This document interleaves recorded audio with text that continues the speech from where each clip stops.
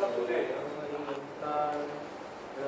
सिद्धार्थ नमो आयज्ञान नमो वज्राय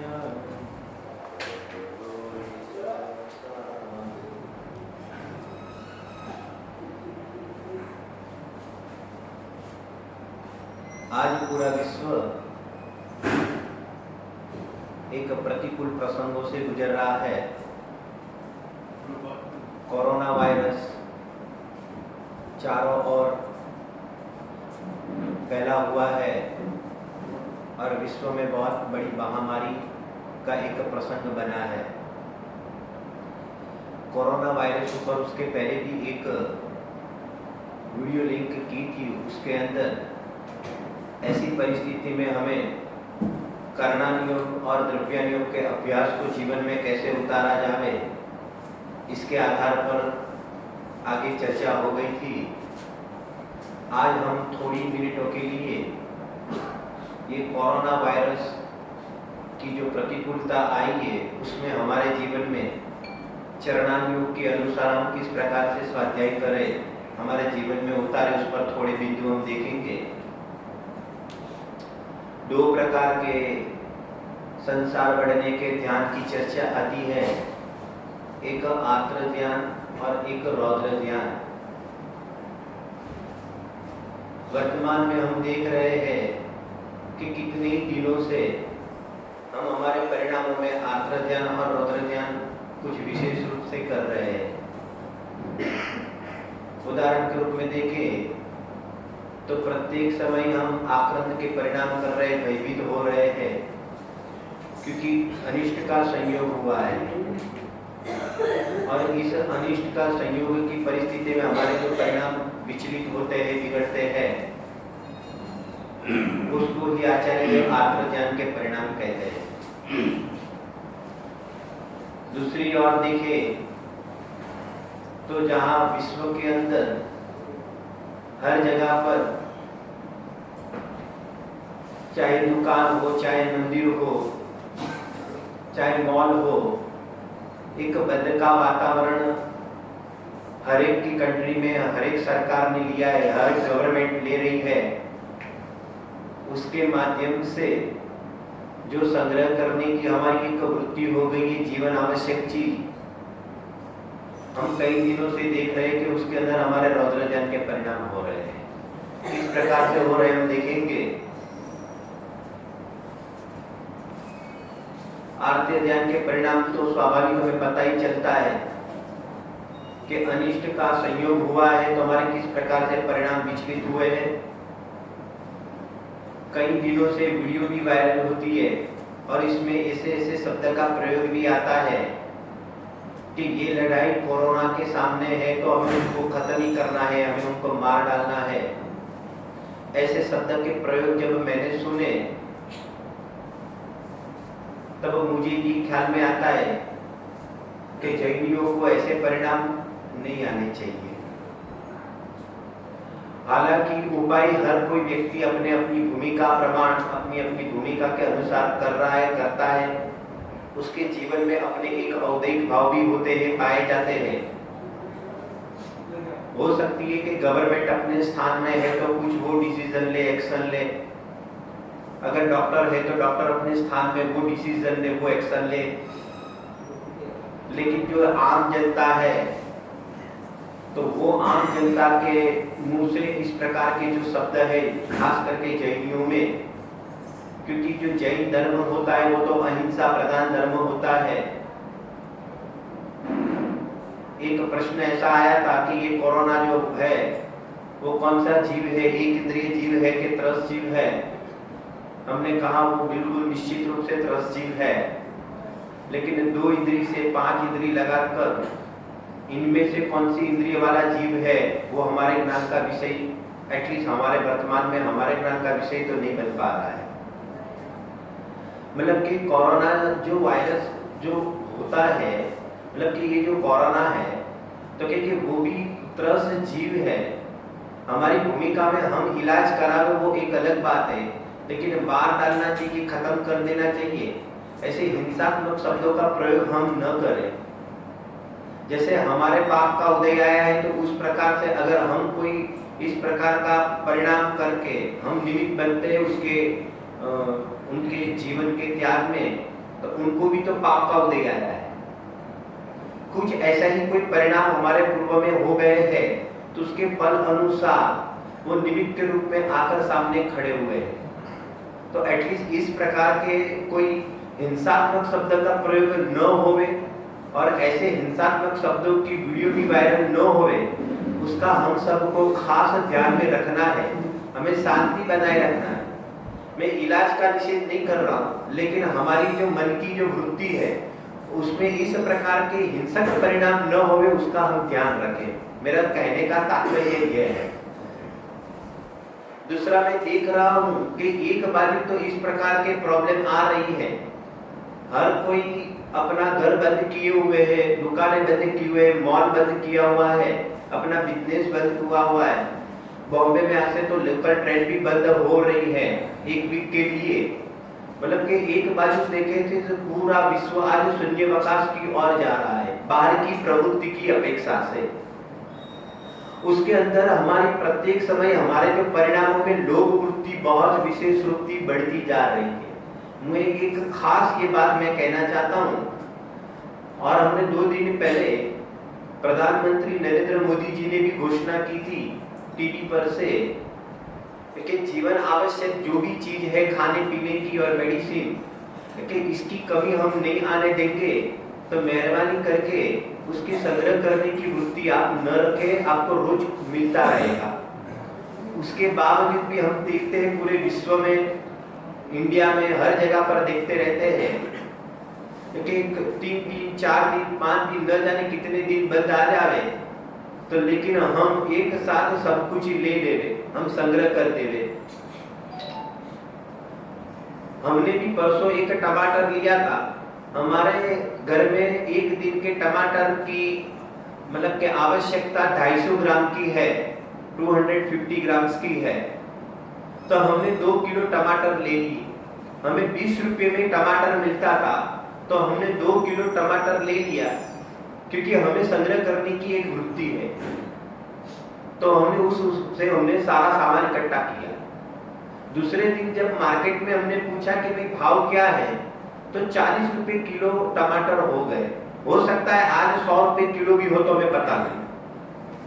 तब हमें उसी समय मुझे मेरे पर खेद खिन्नता हुई, और हमने सोचा कि जो रोज कमा कर रोज खाने वाला जो व्यक्ति होता है, वो कैसे बेचारा संग्रह कर सकता है। किसी की शक्ति है तो उसने 2 दिन के, 4 दिन के, 10 दिन के, 15 दिन का जो भी माल है खाने पीने का या तो रखने का, तो वो सब उसने तो संग्रह कर लिया। और उसने क्या कर दिया, एक एक जितनी भी सारी आइटम है खाने पीने की, उसके अंदर क्या कर दिया, उनके रेट बढ़ा दिए। और रेट बढ़ा दिए, यहाँ पर दूसरे तीसरे दिन व्यापारी लोग उसके 2 गुना, 4 गुना, 10 गुना रेट कर लेते हैं। लेकिन हम कभी भी व्यक्तिगत ये नहीं सोचते हैं कि रोज कमा कर खाने वालों की आज आमदनी बंद हो गई। हमने इस पर ध्यान नहीं दिया। इंडिया के अंदर 70%, 80% पब्लिक ऐसी है, और इसमें भी खास करके बॉम्बे में तो खास करके ऐसी पब्लिक है कि जो रोज कमा कर रोज खाते हैं, 300-400 रुपया कमा लेते हैं और शाम को यूज कर लेते हैं। तो उसका जब 20 रुपए का 40 रुपया हो गया, 100 रुपया हो गया, 200 रुपये किलो जब चीज हो जाएगी, हमने 8-8 दिन का स्टोरेज कर दिया पुण्यों पर भरोसा न रखकर, और उसके पास तो आज भी आमदनी भी बंद हो गई है, और कुछ बचा है उसमें से उसको घर का सामान खरीदना है, वो 1 दिन का ही सामान खरीद सकता है। उसमें भी आपने इतना भाव बढ़वा दिया कि वो 1 दिन का सामान भी ढंग से नहीं ले पाता है। क्या हमारी ये लोभ वृत्ति कहां तक, कितने तक ये प्रामाणिक रूप से काम कर रही है। ऐसी ये मैंने एक एग्जांपल के रूप में बताया, और ये वास्तविक घटना है। तब मुझे सोच में आया, मुझे ख्याल में आया कि हम इतनी ही चीज ले कि जितनी आवश्यक हो सकता है चलो इतने परिणाम नहीं बनते, तो 1 दिन की जगह पर हमने 2 दिन का ले लिया, 3 दिन का ले लिया, ज्यादा से ज्यादा जितना लोभ था इतना ले लिया। लेकिन ये क्या हो गया कि 8-8 10-10 दिन का भी हम इकट्ठा करते और किसी और के भाग में भी नहीं आते। क्या हमें पुण्य पर भी भरोसा नहीं रहा आज? हमें ये जैन दर्शन में जो पुण्य पाप की जो थियरी बताते उस पर भी क्या हमारा भरोसा नहीं रहा कि किसी और को तो न मिले और मुझे ही सब कुछ मिल जाए? ये वृत्ति आगे जाकर हमारा कैसा उदय लाएगी हमें पता नहीं। क्या हम जानते हैं कि एक दिन की जो आमदनी भी आज बंद हो गई है, न जाने 10-10 दिन तक वो लोग कैसे जिएंगे, उनका परिवार कैसे चलेगा? हमने कभी सोचा नहीं है। एक बात हम सुन ले, आज अगर उन लोगों की बारी है तो ऐसे उदय में कल हमारी बारी ऐसी आने वाली। लोग इतनी तीव्रता के अंदर, एक गांधी जी का प्रसंग याद आ रहा है कि उस जमाने में उस समय गांधी जी मद्रास के गांव में घूमे थे और वहां पर एक महिला थी, उसके तन को पूरी रीत से ढकने के लिए कपड़ा नहीं था और फटे हुए कुछ कपड़े थे। गांधी जी ने उस महिला को कहा कि बहन आप दूसरे कपड़े पहनकर आओ, ये कपड़े में मत रहो। तब उस बहन ने जवाब दिया कि हमारे पास ये एक ही कपड़ा है जिसको तन के ढकते हैं, हमारे पास दूसरा कपड़ा ही नहीं है, वस्त्र ही नहीं है, तो हम क्या पहने? तब गांधी जी के आंख में आंसू आ गए और उन्होंने उस दिन प्रतिज्ञा ली कि जब मेरे देश के अंदर मेरे देशवासियों को अगर ढंग से कपड़ा पहनने का नहीं है तो मैं पूरा कपड़ा कैसे पहन सकता हूं? और उन्होंने प्रतिज्ञा ली कि मैं जिंदगी भर के लिए मैं अल्प वस्त्र को ही ग्रहण करूंगा ताकि मेरे देश में अन्य व्यक्तियों को भी अपने वस्त्र काम में आए। और गांधी जी जब विदेश भी जाते थे तो उन्होंने जो धोती होती है तो वो आधी धोती और शरीर पर खेस लेकर ही उन्होंने पूरा जीवन गुजारा किया था। जीव ऐसा ही महान नहीं बनता है। ऐसे हम लोग भी इस प्रकार की सोच रखे। आज के दिन में हमने शुरुआत ये कही थी कि आज एक चरणानियों के अनुसार हम इस जो बनती हुई परिस्थिति को कैसे जीवन के अंदर अपनाए, तो यार प्रैक्टिकल करने का हमें मौका मिला है। हम चलाना सीखे। आज कुछ चीज मिलती है, कल नहीं मिले तो न मिले, फिर भी चलाना सीखे। इसके बगैर क्या होगा? पूरी दुनिया का चलता है, उसके आत्मा को तो द्रव्यादियों की अपेक्षा से कहते हैं कि पर द्रव्य के बिगड़ ही चला है। जब द्रव्यादियों का ये सिद्धांत हम जितना भी दृढ़ करेंगे तो चरणादियों का भी पालन अपने जीवन में अपने आप सहज होने ही वाला है। इस प्रकार से हर जीव को पहुंचे। अरे हम तो श्रावक है, हमारी तो भूमिका आगे जाकर व्रती श्रावक में कन्वर्ट होने वाली है, उसके जाकर मुनि चर्या में हमारी भूमिका कन्वर्ट होने वाली है। हमारे पास जो है उसमें से भी किसी के पास आज नहीं है तो उनको पहुंचा दे। हमारे पास जितना भी है, हमारे घर में जो भी सामान है, हमारे घर में जो भी नाश्ता वगैरह है, तो कहते हैं कि जगत के अंदर कितने ही जीव भूखे हैं, तो अगर उनके पास नहीं है, आज बहुत परिस्थिति खराब है, दौर बहुत खराब गुजर रहा है, तो कुछ ना कुछ यहाँ पर त्याग कर, कुछ ना कुछ दान कर, कुछ ना कुछ देने की वृत्ति रखे। संग्रह करने की तो बात दूर हो, लेकिन अतिथि संविभाग नाम का जो व्रत है उसका आज हम पालन करें, भले अभ्यास के रूप में करें कि कुछ ना कुछ हम देते रहे ताकि हर जीव को, हर चीज, हर लोग को यही व्यवस्था पहुंचती रहे, उनका भी विकल्प थोड़ा शांत हो रहा।